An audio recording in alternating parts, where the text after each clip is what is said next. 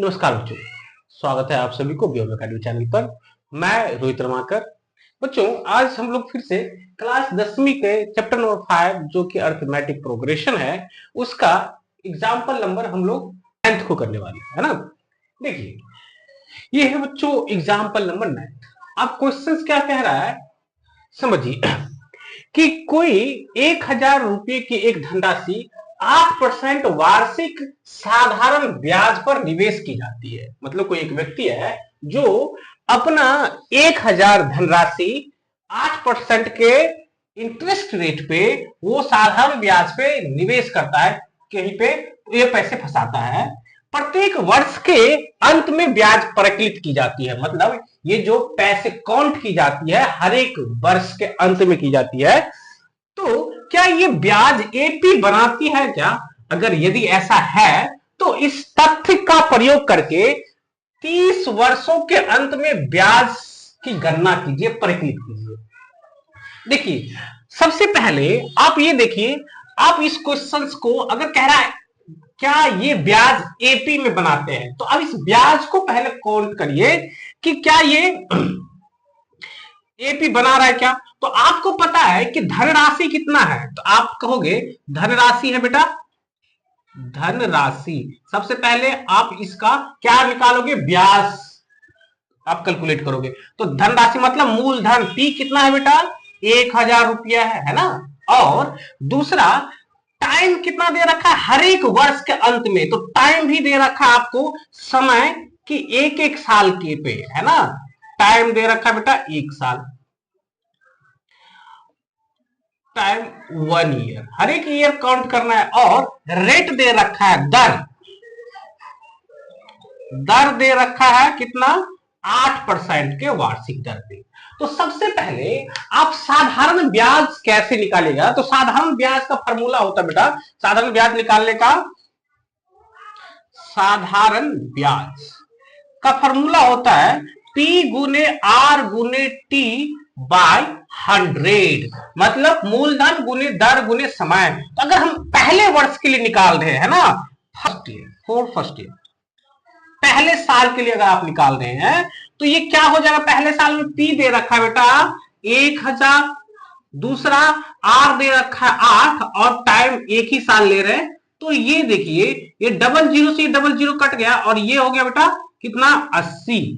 तो पहले साल ब्याज कितना बन गया है, 80।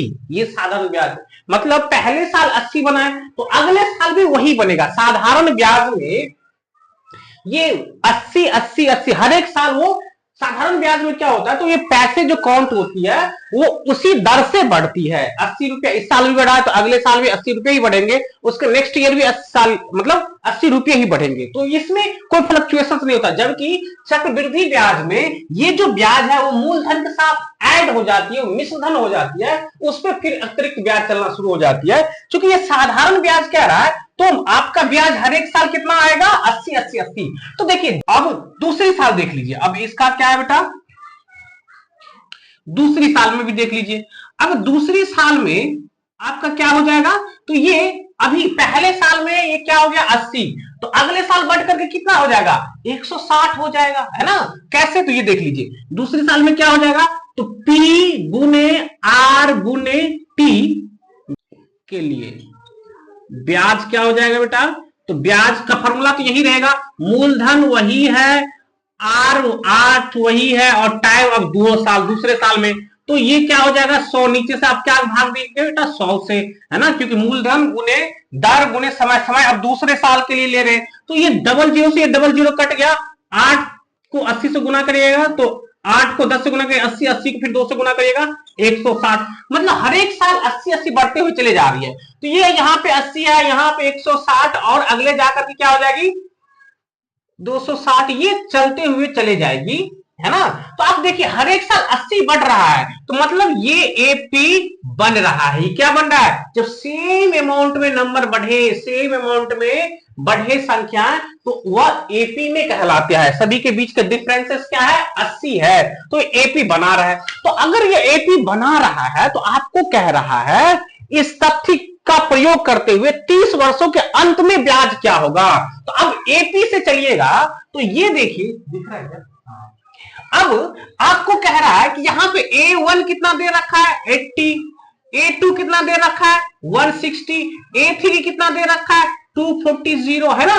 अब n कहां दे रखा है, n आपसे पूछ रहा है 30 वर्षों के लिए, an क्या होगा, उस समय का ब्याज क्या होगा, तो 30 वर्ष के लिए, तो 30 वर्ष क्या हो जाएगा, उसका n हो जाएगा। तो 830 पूछ रहा है आपसे, तो आपको याद है कि सबसे पहले हमको d की आवश्यकता है, तो d कैसे निकालेंगे, तो d बराबर होता है A2 माइनस A1। तो A2 कितना है 160 में से 80 घटाओगे तो ये फिर भी 80, आप इससे भी पहले भी पता है कि 80 80 ऐड हो रहा है तो वही उसका d हो जाएगा, d भी पता चल गया।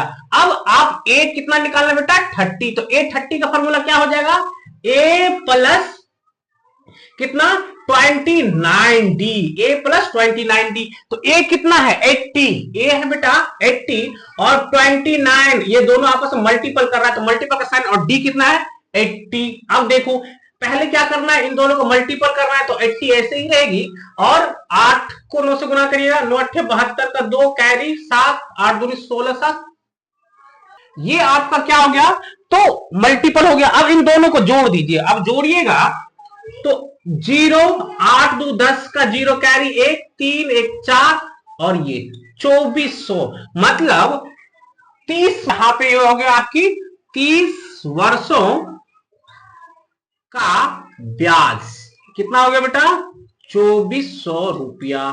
क्या चीजें समझ में आई है क्या।